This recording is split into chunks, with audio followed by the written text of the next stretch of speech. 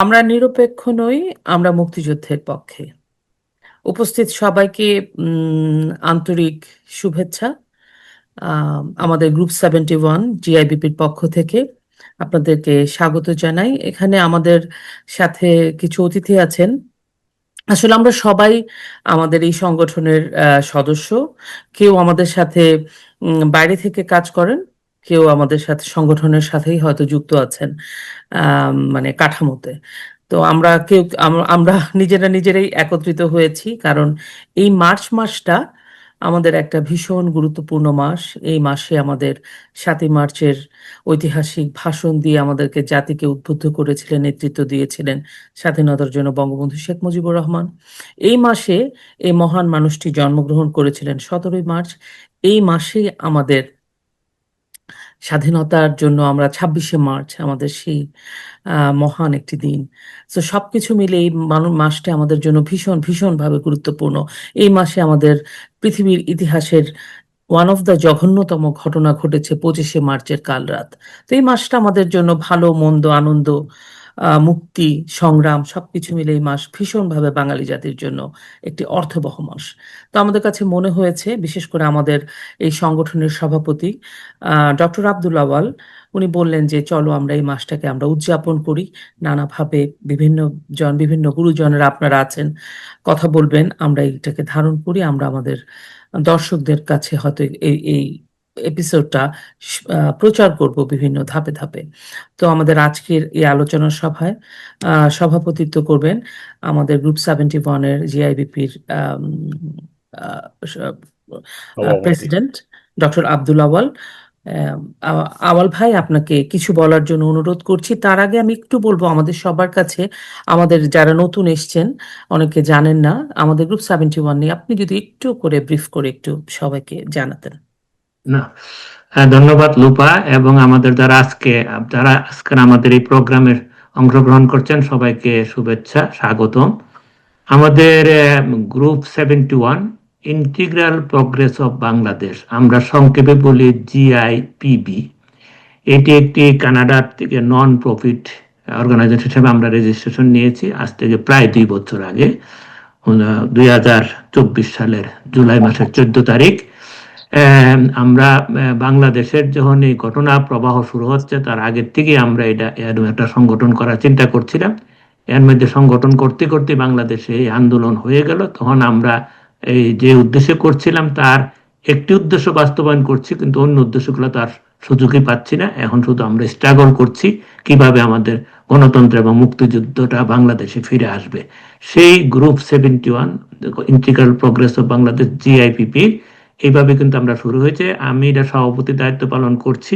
এর মধ্যে আমাদের প্রথমভাবে এটা ইঞ্জিনিয়ার মনিরুল ইসলাম, উনি এটার এক্সিকিউটিভ ডাইরেক্টর ছিলেন। এরপরে আমাদের ডক্টর AK আলমগীর, উনিও এটার এক্সিকিউটিভ ডাইরেক্টর ছিলেন, আপনারা জানেন। এরপরে গতকাল আমরা সভা করে ওনার সামান্য একটু সমস্যা হয়েছে, সেখান থেকে আমরা নতুন করে কালকে উনি একটা পদত্যাগ পত্র দিয়েছেন, এটা গ্রহণ করে আমরা আমাদেরকে সাহেল আহমদ লুপাকে গতকাল আমরা বোর্ড অফ ডিরেক্টরের মিটিং করে আমরা সাহেল আহমদ লুপাকে এক্সিকিউটিভ ডাইরেক্টরের দায়িত্ব দিয়েছি। সুতরাং আমি সাহেল আহমদ লুপা, কনগ্রাচুলেশন তোমাকে এবং সবার পক্ষ থেকে।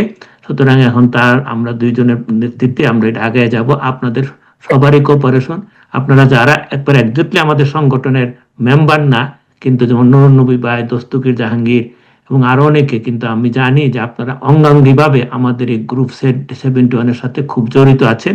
আপনারা এটার ওয়েল শেয়ার।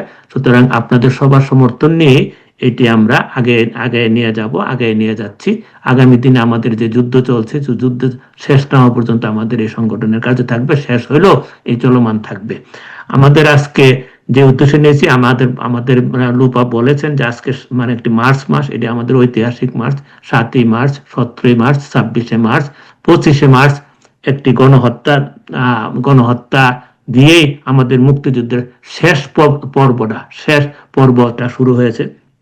আমি এই জন্যই বলি, কেন শেষ পর্ব, মুক্তিযুদ্ধের শেষ পর্ব, তার কারণ হলো যে আমরা জানি যে মুক্তিযুদ্ধের যে আমাদের যুদ্ধের যে ইতিহাসটা, সেটি কিন্তু শুরু হয়েছে 1952 সাল থেকে।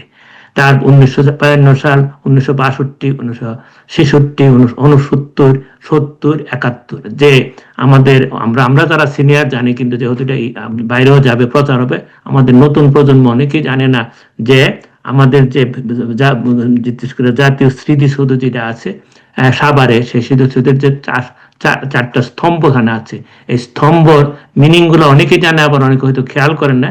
এই স্তম্ভগুলোর মিনিং হলো 52, 62, 66, 69, 70, 71, এইভাবে কিন্তু 7টা এবার ভাগে। এবং একটা মুক্তিযুদ্ধ হলো একটা দীর্ঘ সংগ্রামে, 23 বছরের সংগ্রামের সর্বশেষ ধাপ হলো আমাদের 71-এর 9 মাসের মুক্তিযুদ্ধ। এটা সশস্ত্র ধাপ, আর বাকিগুলো হলো আন্দোলনের ধাপ, আন্দোলনের শেষ পর্যায়ে সশস্ত্র।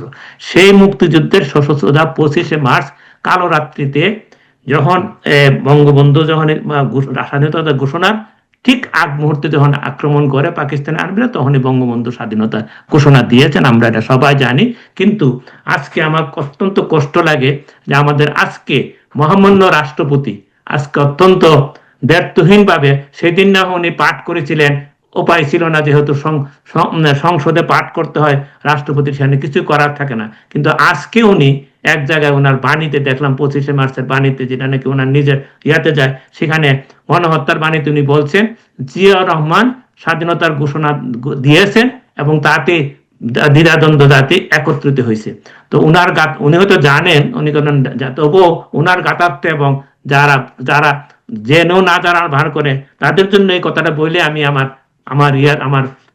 আমাদের অনুষ্ঠানে চলে যাব। যে পাকিস্তানের জনসংঘ কর্মকর্তা সিদ্দিক সালিক একটি বই লেখছেন, উইটনেস টু সারেন্ডার।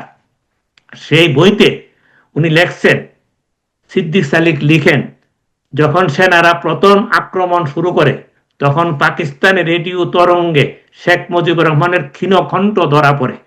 কণ্ঠস্বর শুনে মনে হচ্ছিল এটা আগে রেকর্ড করা, যে বার্তায় শেখ মুজিব বাংলাদেশের স্বাধীনতা ঘোষণা দেন, পাকিস্তানের বিরুদ্ধে প্রতিরোধ করতে সবার প্রতি আহ্বান জানান।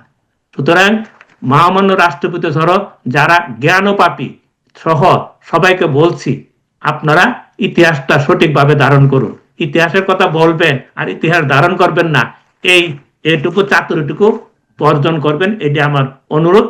আরেকটি কথা বইলে, 25শে মার্চের যে কালো রাত, এটা সম্বন্ধে তো অনেকেই বলতেছে না, বলে না, কেউ বলে 7,000 মানুষ মারা গেছে ঢাকায়, আর কমায় কমায় বলতেছেন আমাদের দেশের লোকেরাই। সেই সম্বন্ধ সিদ্দিক সালিক তার বইতে কি লিখেছেন, 3 লক্ষ। সিদ্দিক সালিক আরো লিখেন, ঢাকার সেই রাতে সামরিক অভিযান শুরু হওয়ায় নরকের দরজা খুলে গিয়েছিল তার বাসায়। নিয়াজি নিজেই স্বীকার করেছেন সিদ্দিক সালিকের কথায়, 25শে মার্চের সামরিক অভিযান বুখারা ও বাগদাদের চেঙ্গিস খান এবং হালাকু খানের গণহত্যার চেয়েও নিষ্ঠুর ছিল। এই হলো কিন্তু তাদের ভাষা। কিন্তু আমাদের দেশের অনেকেই এইগুলাকে নিয়ে চর্চা করে না। আজকে গণহত্যা রাতের জন্য, 25শে মার্চের কালো রাতের জন্য বর্তমান সরকার পরশুদিন নোটিশ দেখলাম যে একটা তারা ব্ল্যাক আউট করবে 1 মিনিটের 10:30 থেকে 31 মিনিট পর্যন্ত। আজকে আবার দেখলাম এটা বাতিল করে দিছে। কার চাপে বাতিল করলেন? প্রজ্ঞাপন দিয়া একদিনের পরে কার চাপে বাতিল করলেন? সুতরাং আমাদের এই মুক্তিযুদ্ধ নিয়ে যুদ্ধ চলছে। সুতরাং আমি বিনীতভাবে অনুরোধ করব, আমাদের যারা আমাদের আজকে অতিথিবৃন্দ, আপনারা কথা বলবেন। আমি আজকের আমাদের অতিথির মধ্যে যিনি আমাদের একজন বীর মুক্তিযোদ্ধা, উনি 21 পদকপ্রাপ্ত এবং লেখক, উনি গবেষণা করেন, গবেষক, আমাদের ডক্টর নুরুন নবী, উনি আজীবন মুক্তিযোদ্ধা হিসাবে যিনি নাকি সুপরিচিত। আমি ওনাকে অনুরোধ করছি ওনার এই 26শে মার্চ নিয়ে বক্তব্য দেওয়ার জন্য। ধন্যবাদ আওয়াল ভাই। আমি সর্বপ্রথমেই এখানে যারা জয়েন করেছেন সবাই আমার পরিচিত, তাদেরকে অভিনন্দন জানাচ্ছি আজকের এই অনুষ্ঠানে অংশগ্রহণ করার জন্য। আপনি যে ইন্ট্রোডাকশন দিলেন সেখানেই সব কিছু বলা হয়েছে। ঐতিহাসিকভাবে আমার নতুন করে অ্যাড করার কিছু নেই, কিন্তু আমার সৌভাগ্য হয়েছিল এই ঢাকার রাজধানী, তৎকালীন যে পূর্ব পাকিস্তানের রাজধানী, সেই ঢাকা শহরে স্বচক্ষে মার্চ মাসের সমস্ত ঘটনাগুলো দেখা এবং অংশগ্রহণ করা। আমরা অনেকেই বলি যে মার্চ মাসের 7ই মার্চ, 25শে মার্চ, 26শে মার্চ এগুলোই আহ, জাতীয় দিবস। ইতিহাসে গুরুত্বপূর্ণ ঘটনা। কিন্তু আমার কাছে মার্চ মাসের প্রতিদিনের ঘটনাটাই ঐতিহাসিক এবং যে গুরুত্বপূর্ণ, কারণ আমার সৌভাগ্য হয়েছিল প্রতিদিন সেই সময় আমি ছাত্রলীগের একজন কর্মী হিসাবে 1লা মার্চ থেকে 26শে মার্চ সার্বক্ষণিক কর্মী ছিলাম। তো সেই স্মৃতিচারণ করে আমার বক্তব্য শেষ করব, কারণ তাৎপর্যপূর্ণ ব্যাখ্যা আমাদের মোটামুটি সবাই এখানে যারা আছেন সবাই জ্ঞানী লোক, গুণী লোক। আমি ওই পর্যায়ে যাব না, আমি শুধু সেই 1লা মার্চ থেকে 26শে মার্চ কেমন ছিল, আমি কি করেছিলাম সেইটা একটু বর্ণনা করে আপনার শ্রোতা দর্শকদেরকে স্মরণ করিয়ে দিতে চাই যে আমরা সেই সময় যা করেছিলাম, যা দেখেছিলাম সেটি ইতিহাসের অংশ।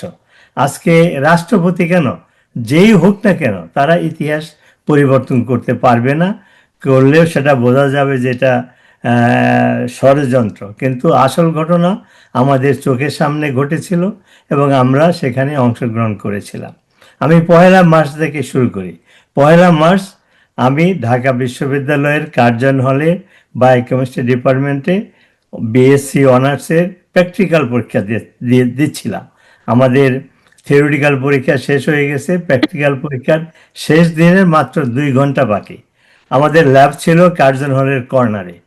তা আমরা হঠাৎ করে দেখলাম মিছিল, লাঠি মিছিল এবং স্লোগান। কার্জন হলের 2 রাস্তা দিয়েই মিছিল যাচ্ছে, স্লোগান দিচ্ছে বিল বাঙালি অস্ত্র ধরো, বাংলাদেশ স্বাধীন করো। ওই সময় মিছিল হওয়ার বা স্লোগান হওয়ার কথা না, কারণ নির্বাচন হয়ে গেছে, বঙ্গবন্ধুর দল সংখ্যাগরিষ্ঠতা পেয়েছে, 6 দফার ভিত্তিতে শাসনতন্ত্র রচনা হবে, পাকিস্তানের সেই সময় শাসক ইয়াহিয়া খান বলে ঘোষণা দিয়েছিল বঙ্গবন্ধু হলো পাকিস্তানের ভাবি প্রধানমন্ত্রী। তো ইত্যাদি কারণে এরকম একটা মিছিল বের হবে এটা আমাদের ধারণা বাইরে ছিল। তো হঠাৎ করে মিছিল শুনে আমরা খোঁজ নিয়ে জানলাম 1লা মার্চ বঙ্গবন্ধু ঢাকার একটি হোটেলে তার পার্লামেন্টারি পার্টির মিটিং করছিলেন, যেখানে 6 দফার ভিত্তিতে শাসনতন্ত্র রচনা হবে ইত্যাদি ইত্যাদি। পার্লামেন্টারি পার্টির মিটিংয়ে যা হয় তাই হচ্ছিল। হঠাৎ করে তিনি জানতে পারলেন যে ইয়াহিয়া খান, পাকিস্তানের যে তখন সামরিক শাসক, প্রেসিডেন্ট এবং সেনাপতি, সে ঘোষণা দিয়েছিল বঙ্গবন্ধুর সাথে পরামর্শ করে 3 মার্চ ঢাকাতে জাতীয় সংসদের অধিবেশন বসবে এবং সেখানে পাকিস্তানের শাসনতন্ত্র রচনা হবে। সেই 3 তারিখে অনুষ্ঠিতব্য যে অধিবেশন, সেইটা ইয়াহিয়া খান বঙ্গবন্ধুর সাথে পরামর্শ না করে অনির্দিষ্টকালের জন্য পসপন বা বন্ধ ঘোষণা করেছে। এটা ইয়াহিয়া খান করতে পারে না। বঙ্গবন্ধু স্পষ্ট বুঝতে পারলেন যে এটা তার বিরুদ্ধে ষড়যন্ত্র, ইয়াহিয়া খান তাকে ক্ষমতা হস্তান্তর করবে না। কারণটা হলো যে পার্লামেন্টারি পার্টির সিস্টেমে জাতীয় সংসদের যে সরকারি দল বা সংখ্যাগরিষ্ঠ দলের নেতা, তার পরামর্শে পার্লামেন্ট ডাকতে হয়, তার পরামর্শে পার্লামেন্ট স্থগিত ঘোষণা করতে হয়। কিন্তু ইয়াহিয়া খান কী করলো, ভুট্টো ছিল সেই নির্বাচনের বিরোধী দলের নেতা, ভুট্টোর সাথে পরামর্শ করে 3 তারিখের অনুষ্ঠান বঙ্গবন্ধুর সাথে পরামর্শ না করে ঘোষণা করলো অনির্দিষ্টকালের জন্য। বঙ্গবন্ধু স্পষ্ট বুঝতে পারলেন যে এটা ষড়যন্ত্র, এটাকে আনচ্যালেঞ্জ ছেড়ে দেওয়া যায় না। তিনি এটার তীব্র প্রতিবাদ জানালেন এবং অসহযোগ আন্দোলন, হরতালের ডাক দিলেন। এই ডাক শুনেই জনগণ রাস্তায় নেমেছে। আমরা এই ফেসলের কার্জন হলের ল্যাবের বায়োকেমিস্ট্রি ল্যাবের থেকে এটা দেখতে পেলাম। তখন আমরা 32 জন ছাত্রছাত্রী পরীক্ষা দিচ্ছিলাম। তখন আমাদের মধ্যে আমরা 4 জন, আমিন, হাবিবুল্লাহ, আমার স্ত্রী, আমার তখন সহপাঠী, আমরা ঠিক করলাম যে আমরা পরীক্ষা বর্জন করে কার্জন হলে এর বাইরে যে রাস্তায় যে মিছিল হচ্ছিল সেখানে গিয়ে যোগদান করব। কিন্তু বাকি 28 জন, তারা বললো মাত্র 2 ঘন্টা বাকি আছে পরীক্ষাটা দিয়েই আমরা বেরিয়ে যাই। তা আমরা যখন এই বিতর্ক করছিলাম তখন খবর আসলো যে বিশ্ববিদ্যালয় অনির্দিষ্টকালের জন্য বন্ধ করে দেওয়া হয়েছে। আমাদের আর বিতর্ক করতে হলো না। আমরা 4 জন ল্যাবের থেকে বেরিয়ে কার্জন হলের সেই পাশ দিয়ে যে মিছিল যাচ্ছিল ওইখানে গিয়ে জয়েন করে জানতে পারলাম যে মিছিলগুলো যাচ্ছে স্টেডিয়ামের পল্টন ময়দানে, জনসভা হবে, বঙ্গবন্ধু সেখানে এসে ভাষণ দিবেন। আমরা সেখানে গিয়ে পৌঁছলাম এবং ওই স্লোগান চলছিল, বীর বাঙালি অস্ত্র ধরো, অনেকের হাতে লাঠি, বাংলাদেশ স্বাধীন করো ইত্যাদি। তো আমরা যখন স্টেডিয়ামে গিয়ে পৌঁছলাম, দেখলাম যে অলরেডি একটা জনসভা, হাজার হাজার লোক সেখানে সমবেত হয়েছে। স্টেডিয়ামে খেলা হচ্ছিল, ক্রিকেট খেলা, সেই খেলা বন্ধ করে সেই দর্শকরাও জয়েন করেছে। সে স্লোগান হচ্ছিল, বক্তৃতা হচ্ছিল। তখন তোফায়েল আহমেদ, যিনি আমাদের সময় 11 দফা আন্দোলনের নেতা ছিলেন, তিনি আওয়ামী লীগে জয়েন করেছেন, MNA হয়েছেন, তিনি ওই বঙ্গবন্ধুর সেই পার্লামেন্টারি পার্টির মিটিংয়ে উপস্থিত ছিলেন। তিনি এসে বললেন যে বঙ্গবন্ধু আজকে এখানে আসবেন না, তিনি 7ই মার্চ নীতি নির্ধারকমূলক বক্তৃতা দিবেন। তো মিটিং শেষ হয়ে গেল, আমরা হলে আসলাম, এসে দেখি সব ছাত্ররাই চলে গেছে। আমরা 10-12 জন ছাত্র তখন হলে রয়ে গেলাম, ছাত্রলীগের 10-12 জন, ছাত্র ইউনিয়নের কয়েকজন। তো আমরা তখন এই 7ই মার্চ যে রেস করছে যে জনসভা করবেন বঙ্গবন্ধু, সেইটার আয়োজনের জন্য সার্বক্ষণিক কর্মী হিসাবে আমরা কাজ শুরু করলাম। আমাদের কাজ ছিল পোস্টার লাগানো, ফ্লায়ার ডিস্ট্রিবিউট করা, মাইকিং করা ইত্যাদি ইত্যাদি। তো এইভাবে 1 মার্চ থেকে 7ই মার্চ পর্যন্ত চললো। 7ই মার্চ এলো। তো আমার তখন একটা গুজব উঠেছিল যে বঙ্গবন্ধু তার বাসার থেকে রেস করছে, যখন আসবেন প্রতিমধ্যে পাকিস্তানি কমান্ডো অথবা অন্য কোনো গ্রুপ বঙ্গবন্ধুকে হত্যা করতে পারে।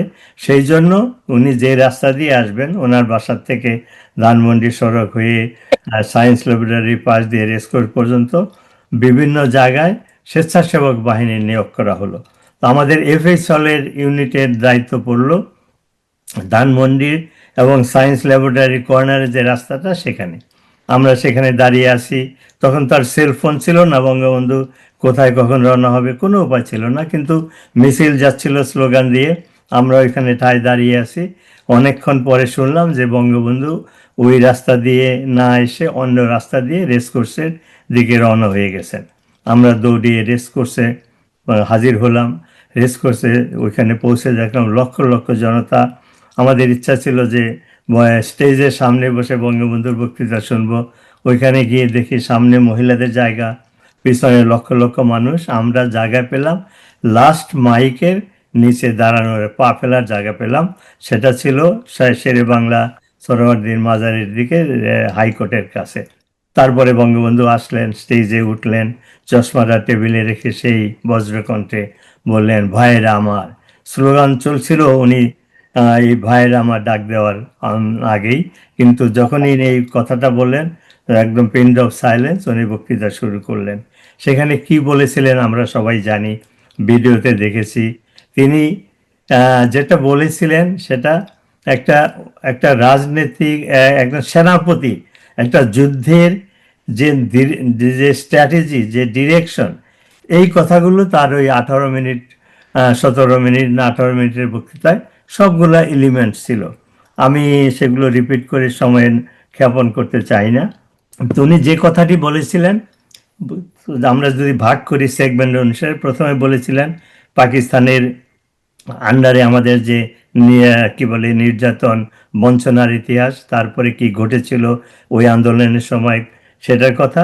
তারপরে বলেছিলেন যে এবারে সংগ্রাম, মুক্তি সংগ্রাম, এবং সেই কথাটার পিছনে কিভাবে এটা আদায় করতে হবে সেই দিক নির্দেশনা ছিল। তিনি বলেছিলেন, তোমাদের কাছে যার কাছে যা কিছু আছে তাই নিয়ে শত্রুর মোকাবেলা করো, পাড়ায় পাড়ায় আওয়ামী লীগের নেতৃত্বে, মহল্লায় মহল্লায় আওয়ামী লীগের নেতৃত্বে প্রতিরোধ বা গঠন করো। তো এই সমস্ত কথা একজন জাতীয় সংসদের সংখ্যাগরিষ্ঠ দলের নেতা যখন প্রকাশ্য ময়দানে লক্ষ লক্ষ লোকের সামনে বলে, এবারে সংগ্রাম স্বাধীনতার সংগ্রাম, আমরা যারা ছাত্রলীগের কর্মী ছিলাম আমাদের কাছে ওইটাই ছিল স্বাধীনতার ঘোষণা। এবং এটা যে আলাপ আলোচনা করে টেবিলে বসে যে আদায় হবে না, সেটা বঙ্গবন্ধু জানতেন। সেই জন্য বলেছিলেন, তোমাদের যার কাছে যা কিছু আছে তাই নিয়ে শত্রুর মোকাবেলা করো। তো সেই আজকে পাকিস্তানি অফিসার সালে কি বলল, আমাদের বর্তমানে রাষ্ট্রপতি তিনি কি বললেন, it does not matter to me or to us. সারা বিশ্বে জানে ওই দিনই বঙ্গবন্ধু স্বাধীনতা ঘোষণা করেছিলেন। তা না হলে লক্ষ লক্ষ লোকের সামনে প্রকাশ্য, তখন হেলিকপ্টার উঠছিল পাকিস্তানি মিলিটারি আমাদের সেই জনসভার উপরে, এত এত সত্ত্বেও তিনি সেদিন ঘোষণা করেছিলেন এবারের সংগ্রাম স্বাধীনতার সংগ্রাম। তো কাজেই পহেলা মার্চ যেমন গুরুত্বপূর্ণ ছিল, 3 মার্চও গুরুত্বপূর্ণ ছিল। সেদিন ছাত্ররা স্বাধীন বাংলাদেশের ছাত্র সংগ্রাম পরিষদের পক্ষ থেকে বাংলাদেশের সেই পতাকা, যেটা সবুজের মাঝে লাল বাংলাদেশের ম্যাপ, পরবর্তীতে ওইটা চেঞ্জ হয়েছিল, সেটা 3 মার্চে পল্টন ময়দানে এক জনসভায় ছাত্রদের মিটিংয়ে সেটা উত্থাপন করা হয়েছিল বঙ্গবন্ধুর উপস্থিতিতে। তারপরে 7ই মার্চের ঘটনা আপনারা সবাই জানেন। এরপরে 15 তারিখে এখানে আসলো যে এটা যে পরিস্থিতির সৃষ্টি হয়েছে আলোচনা করে এর সমাধান করতে হবে। তো সেটাও একটা গুরুত্বপূর্ণ দিন। তারপরে 15 থেকে 25 পর্যন্ত বঙ্গবন্ধুর সাথে আলোচনা চললো। বঙ্গবন্ধু ইন্টারকন্টিনেন্টাল এখানে ডেলিগেশনের সাথে আলোচনায় মিলিত হলেন। ওনার বঙ্গবন্ধুর গাড়িতে সেই স্বাধীন বাংলাদেশের পতাকা উঠত। তারপরে এই সময়ে অবসরপ্রাপ্ত সেনাবাহিনীর লোকরা মিছিল করে এসে বঙ্গবন্ধু এবং স্বাধীন বাংলাদেশের প্রতি আনুগত্য বিজ্ঞাপন করলো। আমরা যারা ছাত্ররা ছিলাম বিভিন্ন সময় মিছিল নিয়ে বঙ্গবন্ধুর ধানমন্ডির বাসায় আমরা গিয়েছি। তো এই বহুল ঘটনা 15 তারিখে থেকে 25 তারিখ পর্যন্ত চললো। কিন্তু এটা ছিল প্রতারণা। আলোচনার নামে সেই পাকিস্তান থেকে রাতের ফ্লাইটে অস্ত্র এবং সৈন্য গোলাবারুদ এগুলো আনা হচ্ছিল। কারণ এখানের হিডেন এজেন্ডা ছিল যে সামরিক বাহিনী রেডি করে তারা বলে আক্রমণ করে আমাদেরকে দমন করবে এবং আমাদের স্বাধীনতার কোনোদিনই সে দিবে না, এটার জন্য প্রস্তুতি নিচ্ছিল। তো এইভাবেই আসলো সেই 25শে মার্চ। তো 25শে মার্চ সকালবেলা দুপুরের দিকে 4 খলিফার যে একজন ছাত্রনেতা আব্দুল কুদ্দুস মাখন, তো উনি আমাদের হলে ছিলেন। তিনি আমাকে, আমিন এবং হাবিবুল্লাহ হার্ট অ্যাটাকে মারা গিয়েছেন, আমাদের 3 জনকে ডেকে বললো এখানের সাথে বঙ্গবন্ধুর আলোচনা ভেঙে গিয়েছে, এখান চলে যাবে পাকিস্তানে, ঢাকা বিশ্ববিদ্যালয় সামরিক বাহিনী অ্যাটাক করবে, তোমরা ইকবাল হলের ছাত্র সংগ্রাম পরিষদের যে অফিস সেখানে গিয়ে জেনে নাও যে কি করতে হবে। তো আমরা ওখানে যখন পৌঁছলাম তখন অলরেডি সন্ধ্যা হয়ে গিয়েছে। সেখানে হেলালুর রহমান চিশতি নামে ছাত্রলীগের এক নেতা, সে অনেকটা কাইন্ড অফ অফিস সেক্রেটারি হিসেবে কাজ করতো।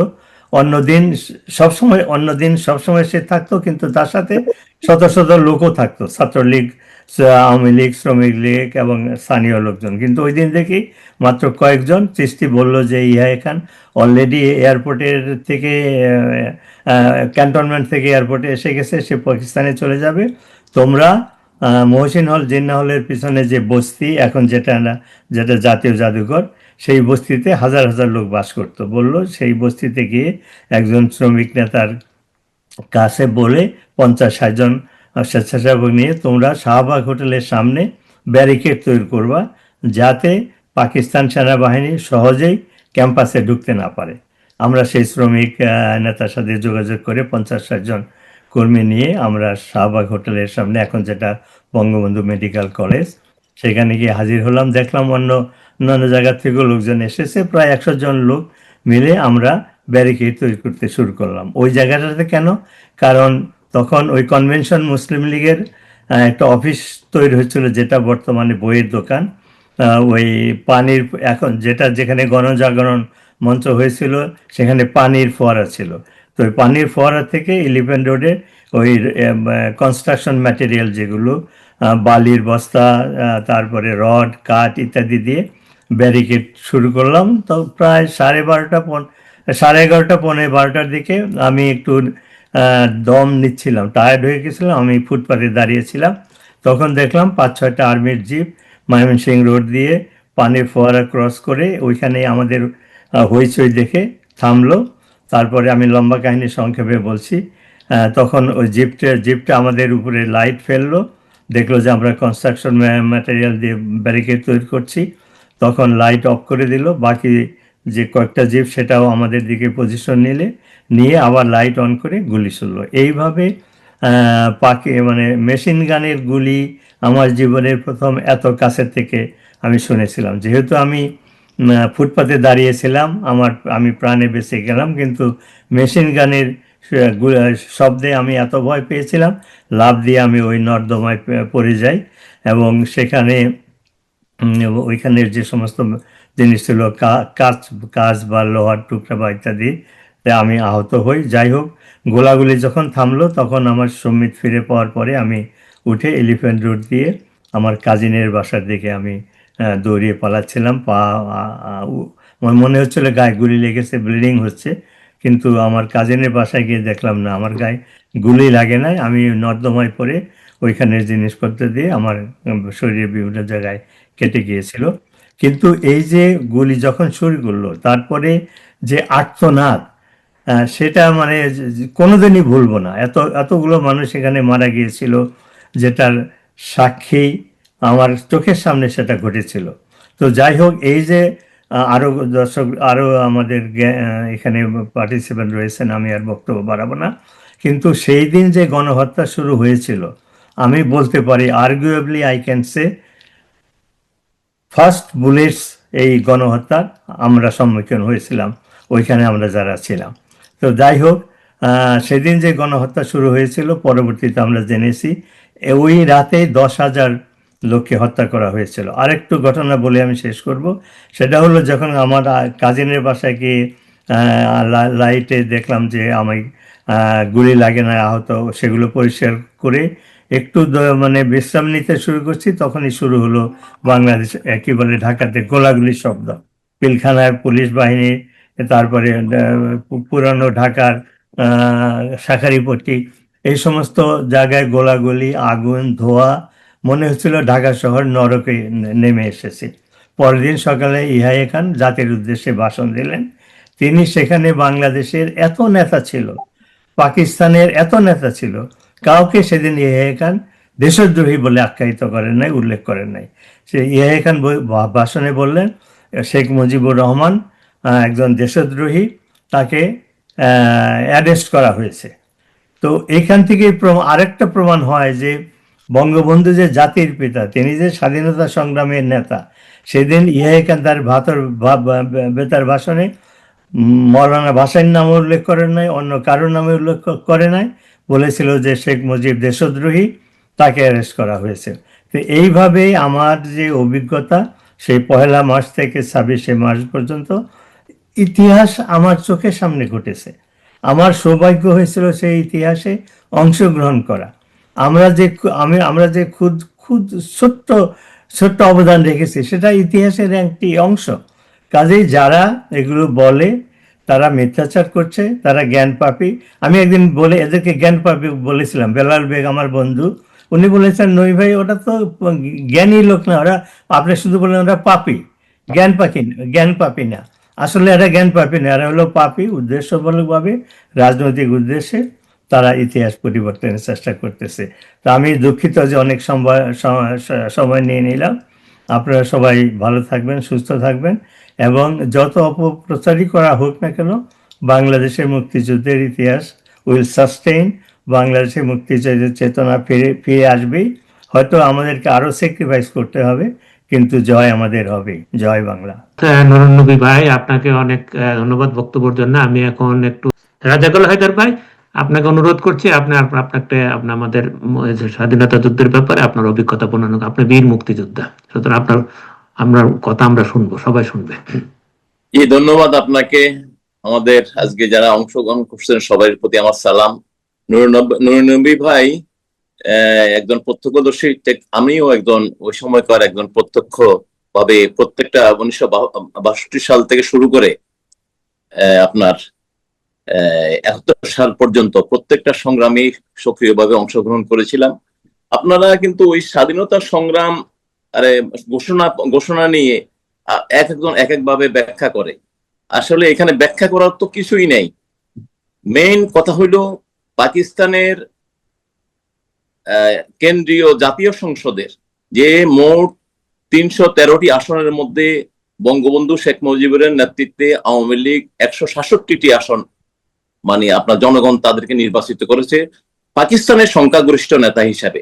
সুতরাং ওই পক্ষে বাংলাদেশের পক্ষে বা যদি বাঙালিদের পক্ষে যদি কেউ কথা বলতে হয় কাকে দায়িত্ব দিয়েছিল? বঙ্গবন্ধু শেখ মুজিবকে দায়িত্ব দিয়েছিল।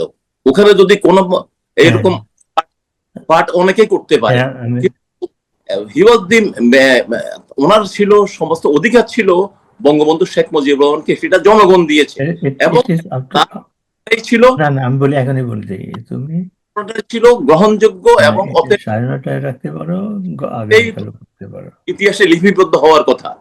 যাই হোক, তারপরে আবার আজকেই হয়ে যাবে। এই যে আমাদের নুরনবী ভাই 1 মার্চ থেকে আমাদের 25শে মার্চ পর্যন্ত বা 30শে মার্চ পর্যন্ত যে ঘটনাগুলা আপনার বর্ণনা করছেন সেটা প্রত্যক্ষ আমরাও। কারণ বঙ্গবন্ধু একটা সংখ্যাগরিষ্ঠ দলের নেতা হিসাবে তখন প্রেসিডেন্টকে আহ্বান করছিলেন 15ই ফেব্রুয়ারি আপনার সংসদ অধিবেশন ডাকার জন্য। তখন প্রেসিডেন্ট বললেন, ভুট্টো সাহেবের কথা জানালেন যে ভুট্টো সাহেবের কিছু সমস্যা আছে, উনি আস্তে আস্তে সময় লাগবে, সেই জন্য 3রা মার্চ সেটাকে নির্ধারণ করা হলো। আবার 1 তারিখে আমি তখন আমার নোয়াখালীর আমার গ্রামে ছিলাম।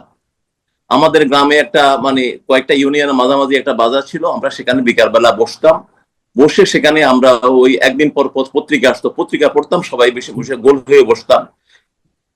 বিকালের দিকে আমাদের খবর আসলো যে 3রা মার্চের আপনার সংসদ অধিবেশন করছে, স্থগিত করছে। এবং কি কারণটা কি? বঙ্গবন্ধুর উপর দোষ চাপিয়ে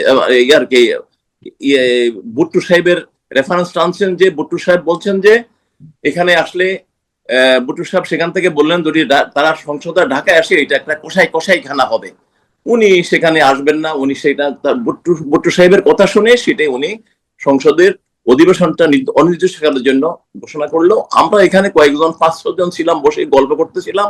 আমরা এখানে স্লোগান দেওয়া শুরু করলাম, ইহার ঘোষণা মানি না, শেখ মুজিবের পথ ধরো, বাংলাদেশ স্বাধীন করো, বীর বাঙালি অস্ত্র ধরো, স্বাধীন করো। আমরা বাজারটা ঘুরে আসলাম, দেখা যায় আমাদের 50-60 জন হয়ে গেল। তো সবাই বললো আসো আমরা থানা হেডকোয়ার্টারে যাই। আমাদের ব্যাগমহল ছিল থানা হেডকোয়ার্টার, আমাদের এখান থেকে প্রায় 8 কিলোমিটার দূরে। আমরা সেই মিছিলের নেতৃত্ব দিয়ে সেখানে যখন থানা হেডকোয়ার্টারে পৌঁছলাম, আমাদের মিছিলে প্রায় 1000-এর উপর লোক হয়ে গেল। এবং এটা চারিদিক থেকে লোক আসা শুরু করলো, প্রত্যেকটা জায়গা থেকেই, প্রত্যেকটা ইউনিয়ন থেকে আসলেও এটা দেখা যায় কয়েক হাজার লোক জমা হয়ে গেল। তো এইভাবে সেম থিং তো নুরনবী ভাই যেটা প্রচার করলে বললেন, ঢাকাতেও তো পল্টন ময়দানে একটা অনির্ধারিত একটা জনসভা সেখানে সৃষ্টি হয়েছিল। তখন সেদিন কুরবানি হোটেলে আওয়ামী লীগের পার্লামেন্টারি কমিটির মিটিং ছিল 3টা বাজে।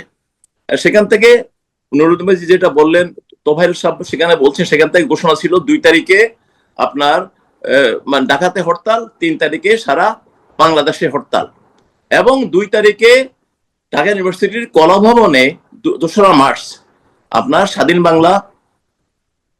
বাংলাদেশের পতাকা উত্তোলন করা হয়। এবং সেই পতাকা পরবর্তী সময় বঙ্গবন্ধুর হাতে মানে হস্তান্তর করা হয় 32 নম্বরে গিয়ে। এবং 3 তারিখে পল্টনে জনসভা হয়, সেখানে আমাদের ভলান্টিয়াররা ছিল, ভলান্টিয়াররা জাতীয় পতাকার প্রতি সম্মান জানায় সেখানে সালাম গ্রহণ করে। এবং সেখানে ছাত্রলীগের তৎকালীন নেতা শাহজাহান সিরাজকে দিয়ে আপনার স্বাধীনতার ইশতেহার পাঠ করা হয়। এবং সেখান থেকে ঘোষণা করা হয় যে 7ই মার্চ রেসকোর্স ময়দানে বঙ্গবন্ধু ভাষণ দিবেন। দেখুন, বঙ্গবন্ধুর ভাষণ নিয়ে অনেক কথা বলে, অনেক বিপ্লবীরা মানে বহু কথা বলে। সেদিন বঙ্গবন্ধুর স্বাধীনতা ঘোষণা দেন নাই। আমরা নুরনবী ভাই পরিষ্কার বলছেন, আমি সেদিন সেই সুদূর নোয়াখালী থেকে আপনার এই 7ই মার্চের ভাষণ শোনার জন্য রেসকোর্স ময়দানে আসছে। আমরা কিন্তু আমাদের সিগন্যাল ঠিকই পেয়ে গেছিলাম। জিয়াউর রহমানও 74 সালে একটা মানে আপনার একটা আর্টিকেল লিখছিল বিচিত্রাতে, তিনিও বলছিলেন যে 7ই মার্চের রেসকোর্সের ময়দানে বঙ্গবন্ধুর ভাষণে আমরা একটা গ্রিন সিগন্যাল পেয়ে গেছিলাম।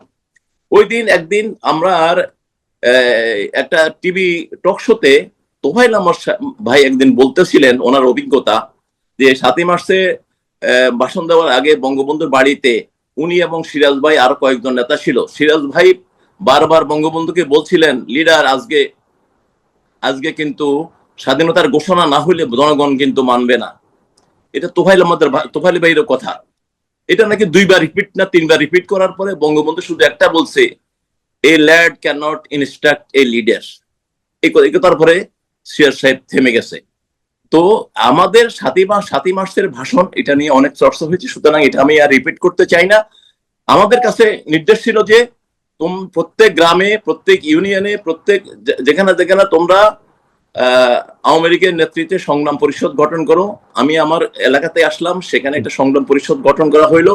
আমাদের আওয়ামী লীগের একজন সিনিয়র নেতা ফয়জুল ইসলাম সাহেব হলেন প্রেসিডেন্ট, আমি ছিলাম সাধারণ সম্পাদক। তারপরে 25 তারিখের ঘটনা আমরা সবাই জানি। 25 তারিখে যখন সেটা আক্রমণ করা হইলো, তখন কিন্তু আমরা গ্রামের দিকে আমরা কিছুই জানতাম না।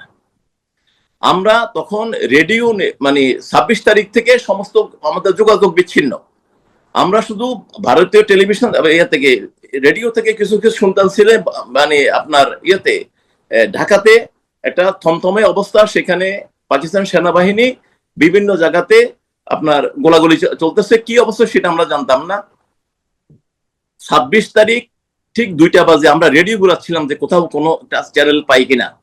26 তারিখে হঠাৎ করে 2টার দিকে চট্টগ্রামের একটা আমরা চ্যানেল পাইলাম। সেখানে ওই এম.এ. হান্নান সাহেব, চট্টগ্রাম আওয়ামী লীগের সাধারণ সম্পাদক, মহানগর আওয়ামী লীগের সাধারণ সম্পাদক, ওনার একটা দীপ্ত কণ্ঠে আমরা একটা কথা শুনতে আপনার একটা বক্তৃতা শুনতে পেলাম। উনি বলছেন যে বঙ্গবন্ধু শেখ মুজিবুর রহমান স্বাধীনতার ঘোষণা করেছেন, তিনি নিরাপদ অবস্থান থেকে আমাদের মুক্তিযুদ্ধকে পরিচালনা করছেন।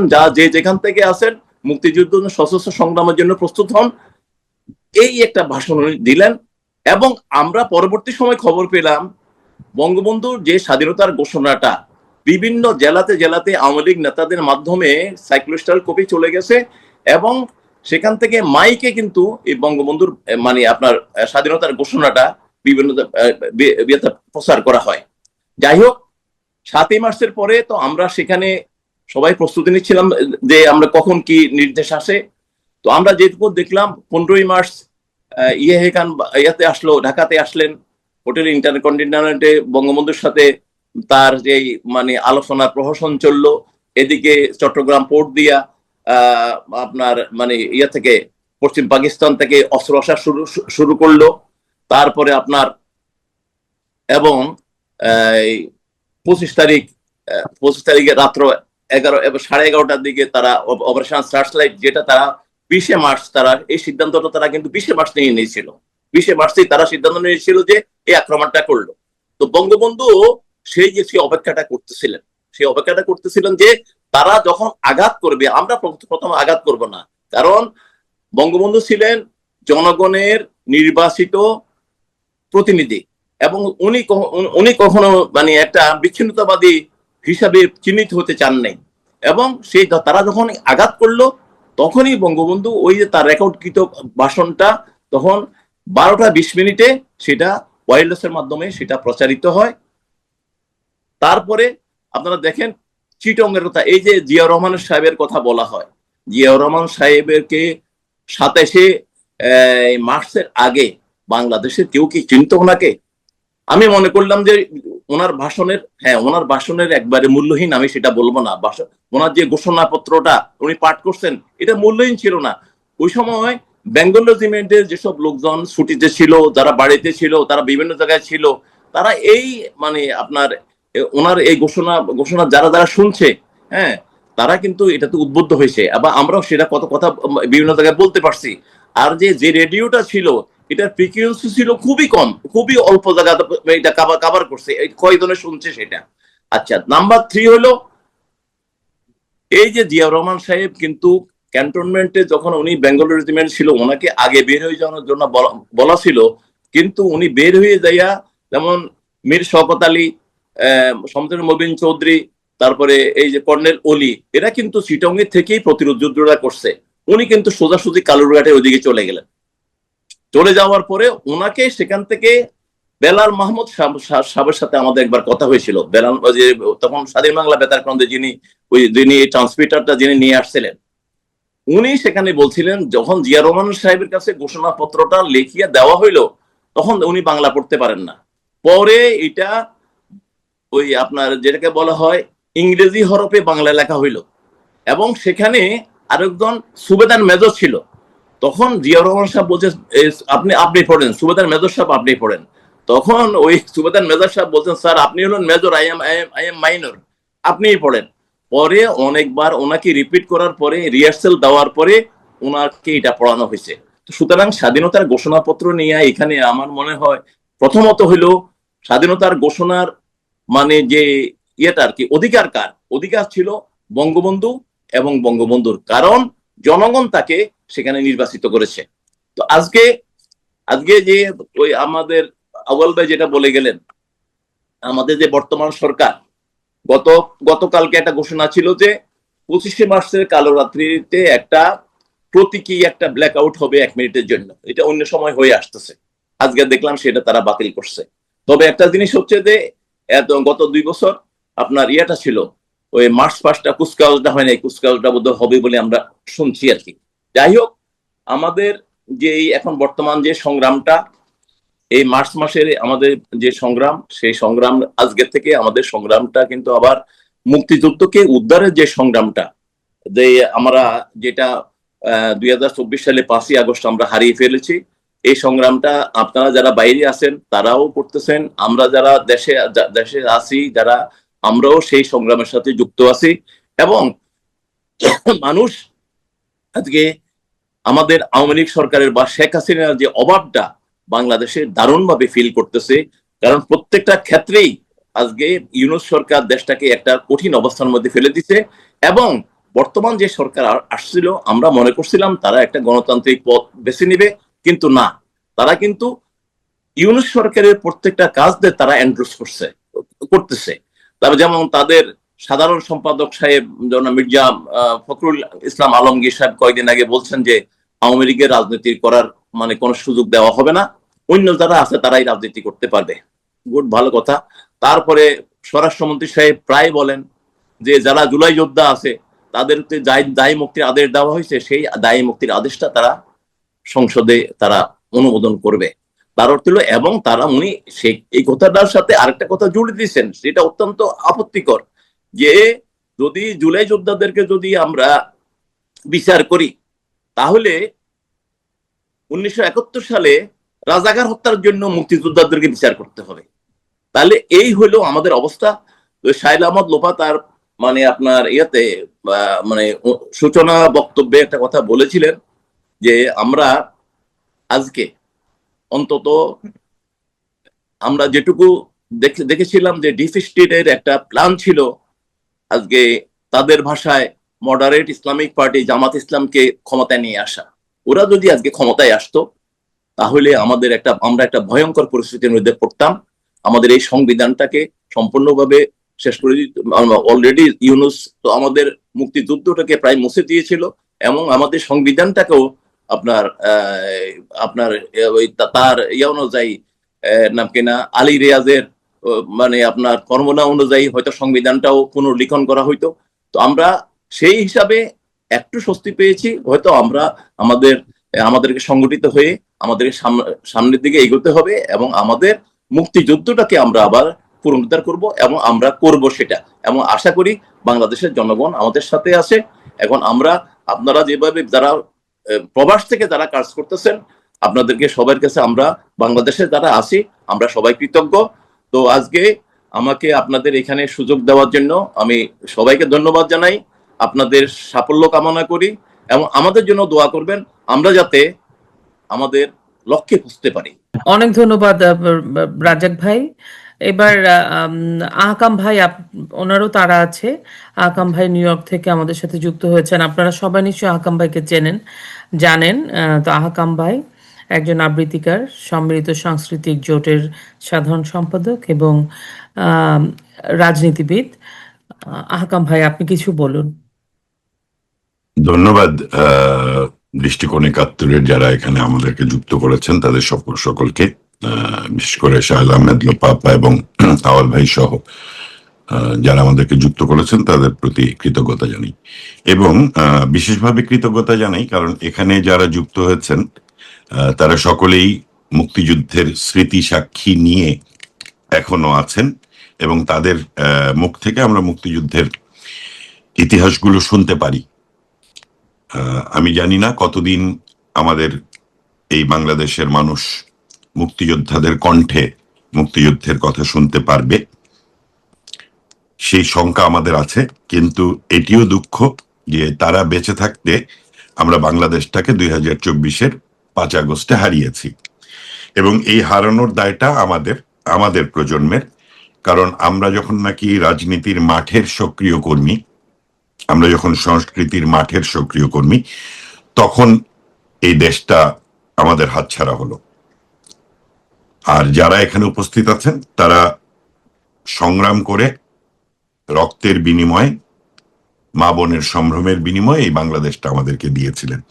যারা দিয়েছেন তাদের সামনে পরাজিত মানুষ হিসেবে কথা বলতে পারা এক ধরনের বা কথা বলতে যাওয়া এক ধরনের বেদনা আক্রান্ত করে।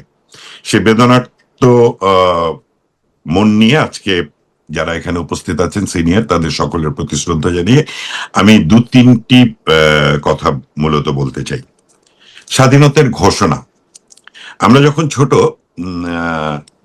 মানে লোপাপা এবং আমি ধরেন ছোট যখন, তখন বাংলাদেশ টেলিভিশনে স্বাধীনতার ঘোষক ছিল এবং তারা ওই দিন সারাদিন কি হবে, মানে দুপুর 3টার দিকে শুরু হতো বাংলাদেশ টেলিভিশন, তারা সামগ্রিকভাবে বলতো, তারপরে প্রত্যেকটা অনুষ্ঠানের আগে বলতো এবার এই অনুষ্ঠান হবে, তার প্রযোজক এরকম। তো এই যে স্বাধীনতার ঘোষক, মানে বিটিভির যে ঘোষক, এই ঘোষক দেখতে দেখতে যখন নাকি একটু বড় হতে শুরু করলাম, রাজনীতিটা মাথায় ঢুকলো, তখন বঙ্গবন্ধুর পাশাপাশি স্বাধীনতার ঘোষক জিয়া ল সালাম এটা যখন শুনতাম, তখন আমি কোনোভাবে মিলাতে পারতাম না যে স্বাধীনতার ঘোষক আর বিটিভির ঘোষকের ভেতরে পার্থক্যটা কি। আসলে ঘোষণা কিন্তু ভিন্ন জিনিস। বঙ্গবন্ধু বাঙালি জাতির মুক্তির জন্য সংগ্রাম করে 23 বছর মুক্তিযুদ্ধের জন্য প্রস্তুত করেন জাতিকে, এবং মুক্তির সংগ্রামটা মার্চের 25 তারিখ রাত থেকে মুক্তিযুদ্ধে রূপান্তরিত হয় এবং সেই মুক্তিযুদ্ধ 9 মাস চলে। 30 লক্ষ শহীদ, 2 লক্ষ মা বোনের সম্ভ্রম, এই সংখ্যা নিয়ে, নারীর সংখ্যা নিয়ে আরো বিতর্ক আছে। ধরে নেওয়া হয় এটি 3 থেকে 5 লক্ষ। সেই নারীর ত্যাগ, বাঙালি জাতির ত্যাগ এবং 30 লক্ষ মানুষের রক্তের বিনিময়ে আমরা 16ই ডিসেম্বর স্বাধীন হই। তার মানে মুক্তির সংগ্রাম থেকে মুক্তিযুদ্ধের মধ্য দিয়ে স্বাধীনতার অর্জন 16ই ডিসেম্বর, তার মধ্য দিয়ে মুক্তির সংগ্রামটা শেষ হয়। সেই মুক্তির সংগ্রামের ধাপ থেকে মুক্তিযুদ্ধের ডাক দিয়েছিলেন বঙ্গবন্ধু। বঙ্গবন্ধু যে মুক্তিযুদ্ধের ডাক দিয়েছিলেন সেটি হচ্ছে বার্তা। সেই বার্তাটি মেজর জিয়া কোন জায়গা থেকে পাঠ করেছে, কোন জায়গা থেকে আওয়ামী লীগের নেতা হান্নান সাহেব পাঠ করেছে, কোন জায়গাতে কোন আওয়ামী লীগের অফিসের পিয়ন যিনি তিনি পাঠ করেছেন, কোন কোন এলাকাতে রেডিও বাজিয়ে মানুষকে শুনিয়ে দেওয়া হয়েছে। সেই মানুষটিও কিন্তু বঙ্গবন্ধুর যে মুক্তির ডাক, সেই ডাকটি মানুষের কাছে পৌঁছে দেন, যেই মাধ্যমটাকে আমরা ঘোষক বলছি। এখন দীর্ঘদিন একটি বিতর্কের ভেতরে আমরা জাতিগতভাবে অত্যন্ত দুঃখী জাতি, একটি বিতর্কের ভেতরে আমরা নিজেরাও নিজেদেরকে জড়িয়েছি। আমরা বলি জিয়া রহমান স্বাধীনতার ঘোষণা দিয়েছেন 27 তারিখে, বঙ্গবন্ধুর স্বাধীনতার ঘোষণা দিয়েছেন 25শে মার্চ রাতেই ইপিআর এর ওয়্যারলেসে। বঙ্গবন্ধু স্বাধীনতার ঘোষণা দিয়েছেন 7ই মার্চ। বঙ্গবন্ধু স্বাধীনতার ডাক দিয়েছেন 25শে মার্চ। সেই ডাক বিভিন্ন মাধ্যমে বিভিন্ন ঘোষক তা মানুষের কাছে পৌঁছে দিয়েছে। জিয়াউর রহমান একজন সামরিক অফিসার ছিলেন, তার ডাক সামরিক কর্মকর্তাদের হয়তো উদ্বুদ্ধ করেছে এবং করেছে, এটি সত্য। কিন্তু ইতিহাসটা বলতে গিয়ে আমরা যদি বলি বঙ্গবন্ধু স্বাধীনতার ডাক দিয়েছেন 25শে মার্চ, তাহলে স্বাধীনতার ডাক আর স্বাধীনতার ঘোষণা এবং স্বাধীনতার জিয়াউর রহমান দিয়েছেন 27শে মার্চ, তাহলে আমরা এক জায়গাতে দাঁড় করাই। খুব সুস্পষ্ট এই শব্দ চয়নের ভেতর দিয়ে ভূমিকার পার্থক্য হয়। এবং স্বাধীনতার ডাক দেয়ার অধিকার বঙ্গবন্ধু শেখ মুজিবুর রহমান ছাড়া আর কারো ছিল না। কারণ 70-এর নির্বাচনে পাকিস্তানের সংখ্যাগরিষ্ঠ জনগণ রায় দেয় যে পাকিস্তানের প্রধানমন্ত্রী হবেন বঙ্গবন্ধু শেখ মুজিবুর রহমান। পূর্ব পাকিস্তানের রাজনৈতিক দল আওয়ামী লীগের নেতৃত্বে সংখ্যাগরিষ্ঠভাবে তারা বিজয়ী হয়েছে। সুতরাং স্বাধীনতার ডাক এই জায়গাটাকে আমাদেরকে সামনের দিকে ফোকাস করে নিয়ে আসা উচিত বলে আমি মনে করি। এখানে আপনারা মুক্তিযোদ্ধারা আছেন, আপনাদের নির্দেশনামূলক বক্তব্যগুলো আগামীর প্রজন্ম সেভাবে ক্যারি করবে, কিন্তু আপনাদের পরের প্রজন্মর মানুষ হিসেবে আমি এই জায়গাটাকে এই শব্দের পার্থক্যটা দিয়ে আমাদের পরবর্তী প্রজন্মের কাছে পৌঁছে দেবার জন্য একটি প্রক্রিয়া হিসেবে আজকে আপনাদের সামনে উপস্থাপন করছি।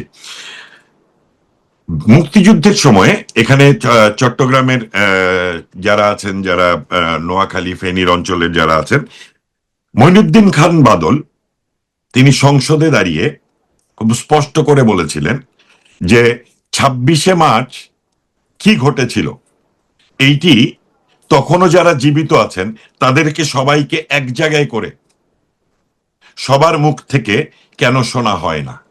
তিনি স্পষ্ট করে বলেছিলেন জিয়াউর রহমান যখন নাকি ক্যান্টনমেন্ট থেকে বেরিয়ে কালুরঘাটের দিকে আসেন তাকে প্রথম রিসিভ করেন মঈনুদ্দিন খান বাদল, এবং তারপরে জিয়াউর রহমান স্বাধীনতার ঘোষণাটি পাঠ করেন বঙ্গবন্ধুর পক্ষে।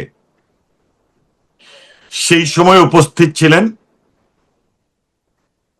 ওই সময়ে ক্যাপ্টেন শওকত, পরবর্তীতে জেনারেল শওকত এবং কর্নেল অলি।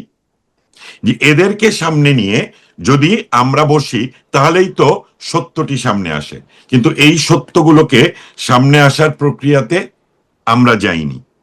আমরা যেই বিতর্কের মধ্য দিয়ে জড়িয়েছি সেই বিতর্কের কারণে আজকে আমাদের বাংলাদেশের তরুণ প্রজন্মের কাছে ইতিহাসের দুটি ভার্সন আছে। একটি ভার্সন যেটিকে বাংলাদেশ আওয়ামী লীগের ভার্সন বলা হয়, আরেকটি ভার্সন মুক্তিযুদ্ধের ক্ষুদ্র শেয়ার হোল্ডার মনে করে বিএনপি রাজনৈতিক দল হিসেবে, যেটি বাংলাদেশের ভোটের রাজনীতিতে দ্বিতীয় সংখ্যাগরিষ্ঠ দল, তাদের একটি ভার্সন আছে। সেই ভার্সনটাতে আমরা ক্রমশ নিজেদেরকে বিতর্কে জড়িয়ে ফেলেছি বা ফেলতে পেরেছে তারা আমাদেরকে। এই জায়গা থেকে বেরিয়ে আসার জন্য মুক্তিযুদ্ধের যে 7ই মার্চের ঘোষণা, বঙ্গবন্ধুর ঘোষণা, স্বাধীনতা দিবস 26শে মার্চ, কারণ সেদিন থেকে স্বাধীনতা যুদ্ধ শুরু হয়েছিল এবং মুক্তিযুদ্ধের মধ্য দিয়ে আমরা স্বাধীনতা পেয়েছি।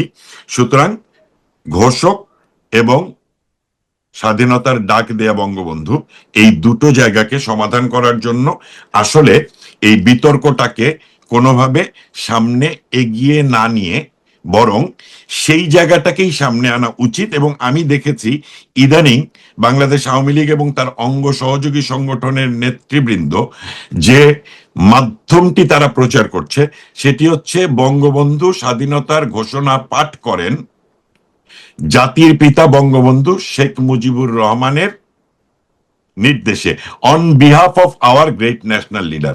বঙ্গবন্ধু যখন 25শে মার্চ রাতে ডাকটা দিয়ে দিলেন তখন স্বাধীনতার ডাক, এটি মুক্তিযুদ্ধের নির্দেশনা, সেই নির্দেশনাটি পাঠ করেন Ziaur Rahman on behalf of our great national leader. এখন এই যে বিএনপি আসলো ক্ষমতায়, তারা যে এসেই আবার এবং এই ঘটনাটি কিন্তু এর আগে তারা জিয়াউর রহমানের ঘোষণা এইভাবে পাবলিকলি বাজাতো না, এইবার তারা প্রথম বাজাতে শুরু করলো এবং on behalf of our great national leader এই জায়গাটিকে বাদ দিল। এখন এই জায়গাটিকে ধরে মুক্তিযুদ্ধের ইতিহাসের বিতর্কে যদি আমরা জড়িয়ে যাই, আমাদের কাছে মনে হবে যে আমরা আসলে নিজেদের যে অর্জন সেই জায়গাটা থেকে নিজেদেরকে অনেক বেশি নামিয়ে লড়াইটা করছি।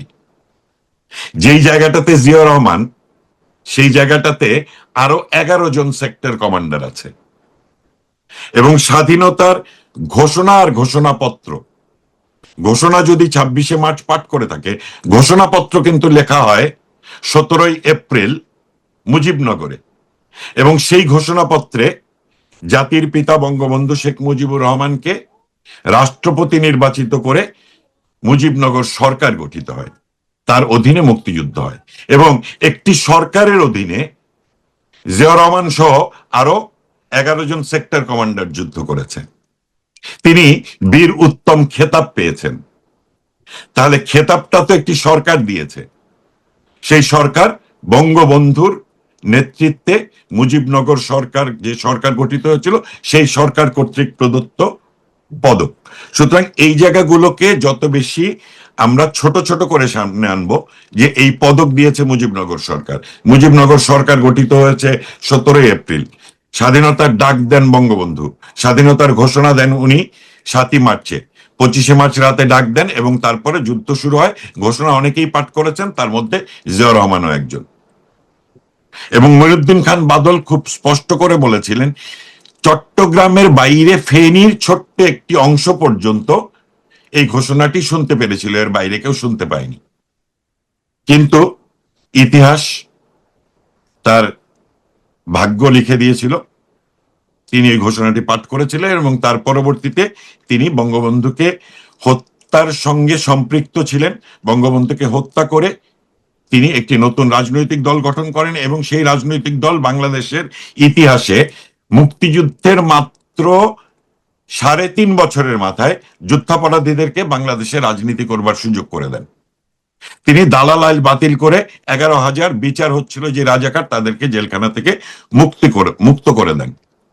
এই ঘটনাগুলো যত বেশি সামনে আনা যাবে, আমার মনে হয় যে এটি একটি দীর্ঘ লড়াই।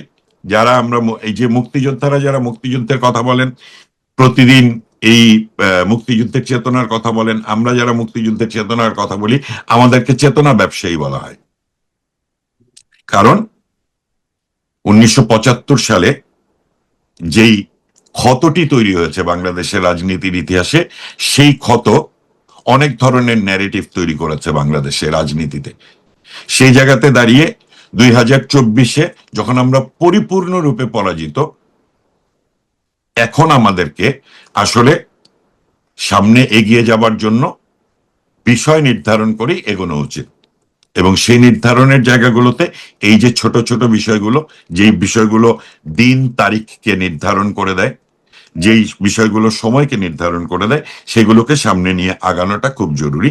এখানে আরেকটি বিষয় অত্যন্ত জরুরি, বাঙালি জাতির মুক্তির জন্য সামনে বঙ্গবন্ধু ছিলেন, কিন্তু 5 আগস্টে আমরা যদি পরাজিত হলাম, সেই জায়গা থেকে আবার এই জাতিকে বিজয়ী করবার জন্য একজন নেতৃত্বের আমাদের প্রয়োজন। এবং আমরা শুধুমাত্র এই জায়গাতেই আশাবাদী যে এখনো বঙ্গবন্ধু কন্যা শেখ হাসিনা তিনি বেঁচে আছেন এবং তার নেতৃত্বেই আবারও এই সকল ইতিহাসের সকল ভুল ন্যারেটিভ গুলোকে মুছে ফেলে জাতি মুক্তি পাবে বঙ্গবন্ধু কন্যা শেখ হাসিনার হাত ধরে। তিনি একমাত্র আশার জায়গা, এবং এই আশার জায়গা থেকেই আপনারা যারা মুক্তিযোদ্ধা, তারা যদি সত্যটুকু বলে যেতে থাকেন আর আমরা যদি মাধ্যম হিসেবে পরবর্তী প্রজন্মের কাছে পৌঁছে দিতে পারি, তাহলে এই যুদ্ধটাতে আমাদের বিজয়ী হওয়া সম্ভব। সুতরাং আমরা সবসময় বলি জয় বাংলা, জয় বঙ্গবন্ধু।